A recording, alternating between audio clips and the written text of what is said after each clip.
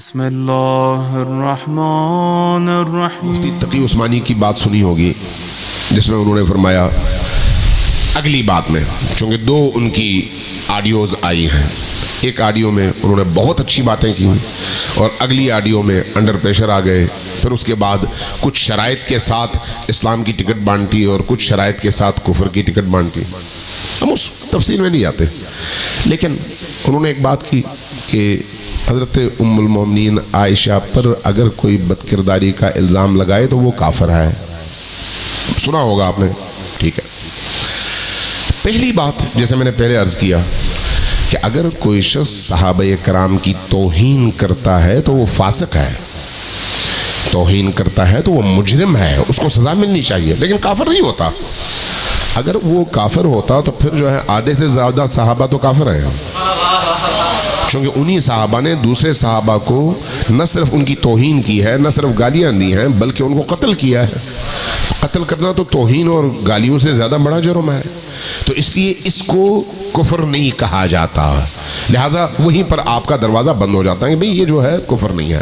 جہاں تک ام المومنین کا تعلق ہے، ام المومنین عائشہ رسول کریم کی زوجہ ہونے کے ناطے ہماری آنکھوں پر ان کے قدم، چونکہ وہ رسول کی حرمت کا نام ہے۔ میں یہ بات ایک شیعہ طالب علم کی حیثیت سے عرض کر رہا ہوں، رسول کی زوجہ کی حرمت، رسول کی زوجہ کا تقدس، رسول کی زوجہ کا مقام، رسول کی زوجہ کا احترام ہم پر اپنی ماں اور اپنے باپ کے احترام سے زیادہ فرض ہے۔ کیوں؟ اس لیے کہ وہ رسول کی ناموس ہے۔ رسول کی ناموس یعنی کائنات کی سب سے بڑی ناموس، وجہ رسول ہیں۔ توجہ ہے میں کیا کہہ رہا ہوں؟ وجہ رسول ہیں، رسول کی زوجہ ہیں، اس لیے ان کی ناموس ہم سب کے لیے قابل احترام ہے۔ اور اگر کوئی وہاں پر کوئی جسارت کرتا ہے، زبان درازی کرتا ہے تو وہ مجرم ہے، لیکن کافر نہیں ہے، چونکہ قرآن نے اس کو کافر نہیں کہا۔ جنگ سے واپس آ رہے تھے، سورہ نور کی آیات دیکھ لیں، جنگ سے واپس آ رہے تھے، حضرت قافلہ کہیں پر تھوڑی دیر کے لیے رکا، ام المومنین عائشہ اپنے کجابے سے اتریں، رفع حاجت کے لیے تشریف لے گئیں، واپس آئیں تو قافلہ آگے نکل چکا تھا، وہ اونٹنی پر بیٹھ گئیں، تو جو ان کے ساتھ تھے وہ بیٹھ گئے، وہ ساتھ میں چل پڑے جو ان کی حفاظت کے لیے مامور تھے صحابہ کرام۔ پیچھے سے کچھ صحابہ اور تشریف لائے، اصل جو قافلہ تھا وہ آگے نکل گیا۔ یہ قرآن کریم کی آیات ہے، یہ کوئی باہر کی کسی مورخ کی لکھی ہوئی بات نہیں ہے۔ آگے بڑھے، جب آگے بڑھے تو پیچھے سے آنے والوں نے فوراً ام المومنین عائشہ پر الزام لگایا، اور وہ بھی کردار کے حوالے سے رقیق ترین الزام لگایا۔ ظاہر ہے ایک خاتون کے لیے یہ زندگی اور موت کا مرحلہ ہوتا ہے، اس کی ناموس اور اس کی عزت پر اس طرح سے الزام لگے۔ الزام لگانے والا کوئی بت پرست تھا؟ نہیں۔ کوئی کافر تھا؟ نہیں۔ کوئی مشرک تھا؟ نہیں۔ کون تھا؟ ایک کلمہ گو مسلمان، کلمہ گو عام مسلمان؟ نہیں۔ صحابی، عام صحابی؟ نہیں۔ السابقون السابقون، السابقون الاولون میں سے، کون سے سابقون الاولون میں سے؟ بدری صحابی۔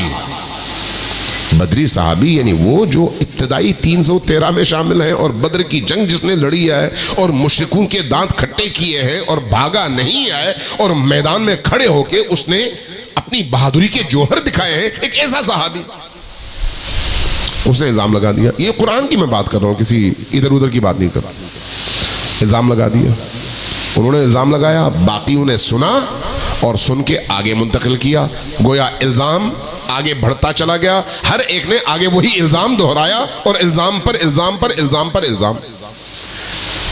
سارے مدینے کی فضا عجیب و غریب ہو گئی۔ ام المومنین عائشہ پر اس طرح کا الزام لگ گیا، رسول خدا پریشان، خود ام المومنین عائشہ پریشان۔ ایک ماہ تک رسول کریم اور ام المومنین عائشہ میں تعلق نہیں رہا، یہ سارے مفسرین اہل سنت نے لکھا ہے، ایک ماہ تک نہیں رہا۔ اور اس ایک ماہ کے اندر حضرت ام المومنین عائشہ کی اپنی کیفیت جو انہوں نے اپنے زبان سے بتایا ہے، تفسیر کثیر میں ہے، خود بخاری کی روایت میں موجود ہے کہ وہ کہتی تھی کہ میرے لیے تو زندگی تنگ ہو گئی تھی، بس مرنے کو جی چاہتا تھا، کوئی ایسی کیفیت تھی۔ پھر آخر کار انہوں نے دل میں سوچا کہ مجھے اپنے گھر واپس چلے جانا چاہیے رسول خدا کے گھر سے۔ اب ذرا سوچئے، ایک مہینہ گزرا، مدینہ کے گھر گھر یہ الزام دہرایا جانے لگا، کیا اہل مدینہ سارے صحابی کافر ہو گئے؟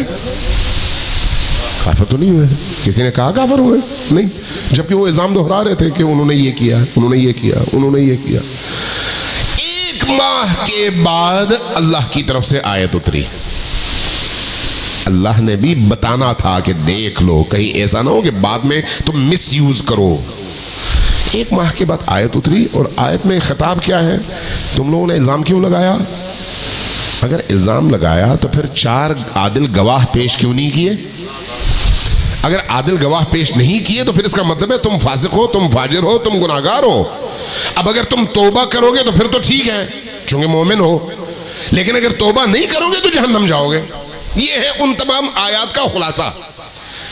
ام المؤمنین جیسی ہستی پر نبی کریم کے دور میں سابقون الاولون میں سے جلیل القدر ترین صحابہ ایسا رقیق ترین الزام لگائیں تب بھی وہ کافر نہیں ہوتے۔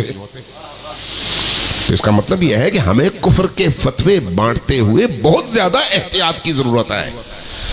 ایسے ہی بانٹتے نہ پھریں، ایسے ہی بانٹتے نہ پھریں۔ یہ کفر کے فتوے آسان نہیں ہے کسی پر لگانے۔ آج ہماری مشکل یہ ہے کہ ہمارے ارد گرد کے سیاسی حالات ہمارے اس علاقے کے حالات کو اس طرح سے متاثر کر دیتے ہیں کہ دنیا میں کوئی واقعہ ہوتا ہے، اس واقعے کے اثرات سے بچنے کے لیے یہاں پر فرقواریت کی ایک آگ روشن کی جاتی ہے اور لوگوں کو اس میں جھونک دیا جاتا ہے، جیسے ابھی ہو رہا ہے۔